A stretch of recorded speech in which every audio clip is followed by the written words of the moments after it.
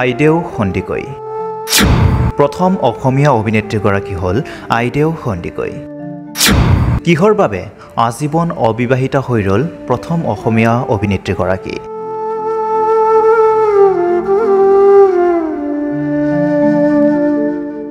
প্ৰথম অসমীয়া মহিলা অভিনেত্ৰী আইদেউ সন্দিকৈৰ আজি পুণ্যতিথি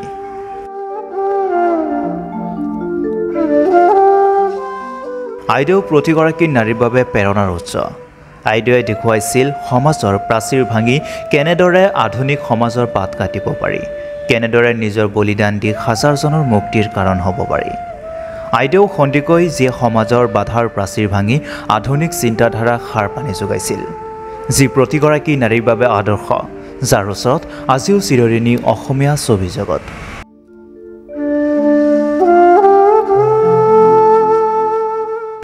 অসমীয়া ছবি জগতৰ প্ৰথমগৰাকী মহিলা অভিনেত্ৰী তথা আইদেউ সন্দিকৈ বহু নাৰীৰ বাবে প্ৰেৰণা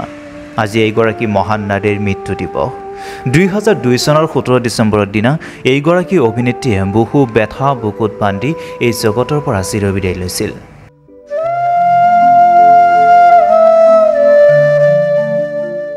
আইদেউ সন্দিকৈৰ পবিত্ৰ পুণ্যতিথিত বিভিন্নজনে তেওঁক জনাইছে গভীৰ শ্ৰদ্ধাঞ্জলি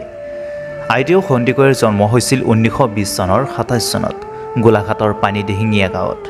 তেওঁৰ পিতৃৰ নাম আছিল নীলাম্বৰ সন্দিকৈ আৰু মাতৃ মা লক্ষ্মী আইদেউ সন্দিকৈ কেতিয়াও স্কুললৈ যোৱা নাছিল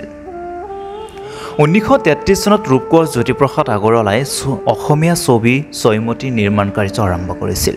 সেই ছবিখনত সহ অভিনয়ৰ যোগেদি নাৰী চৰিত্ৰৰ ৰূপায়ণৰ কথা ভাবিছিল আৰু ইয়াক লৈ বিভিন্ন বিজ্ঞাপনো দিছিল কিন্তু বিজ্ঞাপন দিয়াৰ পাছতো অভিনয়ৰ বাবে কোনো মহিলা আগুৱাই নাছিল তাৰ মাজতে আইদেউ সন্দিকৈৰ এজন আত্মীয়ই জ্যোতিপ্ৰসাদক আইদেউৰ ফটো দেখুৱাইছিল তাৰ পাছতে জ্যোতিপ্ৰসাদে ভাবিছিল যে জয়মতী চৰিত্ৰৰ বাবে আইদেউ সন্দিকৈ হ'ব উপযুক্ত তাৰ পাছতে আত্মীয়জনে আইদেউক জাহাজ দেখুৱাৰ চলেৰে ভোলাগুৰি চাহ বাগিচাত অস্থায়ীভাৱে থকা জ্যোতি চিত্ৰবনলৈ আনে আৰু তাতে তেওঁ জয়মতী চৰিত্ৰৰ বাবে নিৰ্বাচিত হয়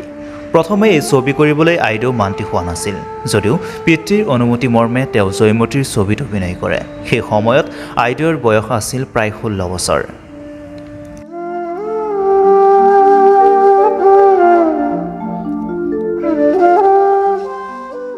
জয়মতী ছবিখন মুক্তি লাভ কৰিছিল 1935 চনত আৰু এনেকৈয়ে আইদেউ সন্দিকৈ হয় অসমীয়া চলচ্চিত্ৰ জগতৰ প্ৰথমগৰাকী মহিলা অভিনেত্ৰী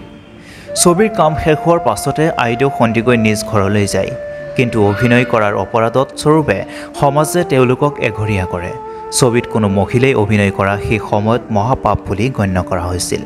এমাহ ধৰি কোনো মহিলাই অন্য মানুহৰ লগত ঘৰৰ বাহিৰত থকা সেই সময়ত অপৰাধ বুলি ধৰা হৈছিল ইয়াৰ উপৰি আইদেউ সন্দিকৈয়ে জয়মতী চৰিত্ৰত অভিনয় কৰাৰ সময়ত গদাপানীৰ চৰিত্ৰত অভিনয় কৰা ফণু বৰুৱাক বংশদেউ বুলি সম্বোধন কৰিছিল যি সেই সময়ত পাপ বুলি ধৰা হৈছিল এই ঘটনাৰ পাছতেই আইদেউৰ পৰিয়ালে সমাজক ক্ষমা খোজে পৰৱৰ্তী সময়ত সমাজে তেওঁলোকক আঁকোৱালি লয় যদিও আইদেউ সন্দিকৈক পৰিয়ালে মূল ঘৰৰ পৰা বাহিৰত বেলেগকৈ ঘৰ সাজি দিয়ে ইমানেই নহয় আইদেউৰ খোৱাপানীৰ পুখুৰী পৰ্যন্ত বেলেগ আছিল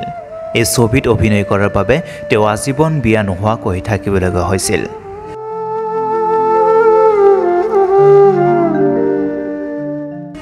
জয়মতী ছবিখন মুক্তি দিয়াৰ সময়ত জ্যোতিপ্ৰসাদে তেওঁৰ খবৰ ৰখা নাছিল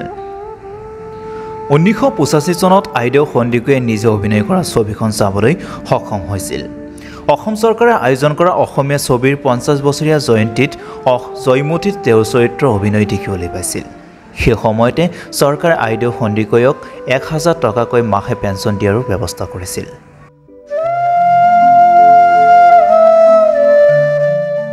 পৰৱৰ্তী সময়ত 1991 চনত আইদেউ সন্দিকৈৰ নামত সেই গাঁৱত এখন স্কুল স্থাপন কৰা হয় আইদেউৰ নাম পদ্মশ্ৰীৰ বাবেও মনোনীত কৰা হৈছিল যদিও মাত্ৰ এখন ছবি কৰাৰ অজুহাতত তেওঁক এই সন্মান দিয়া হোৱা নাছিল আইদেউ সন্দিকৈৰ মৃত্যু হৈছিল 2002 চনৰ 17 ডিচেম্বৰত আইদেউ প্ৰতিগৰাকী নাৰীৰ বাবে প্ৰেৰণাৰ উৎস আইদেউৱে দেখুৱাইছিল সমাজৰ প্ৰাচীৰ ভাঙি কেনেদৰে আধুনিক সমাজৰ পাত কাটিব পাৰি কেনেদৰে নিজৰ বলিদান দি হাজাৰজনৰ মুক্তিৰ কাৰণ হ'ব পাৰি আইদেউ সন্দিকৈ অসম তথা অসমীয়াৰ গৌৰৱ এইগৰাকী নাৰীৰ মৃত্যু বাৰ্ষিকীত তেওঁলৈ গভীৰ শ্ৰদ্ধাঞ্জলি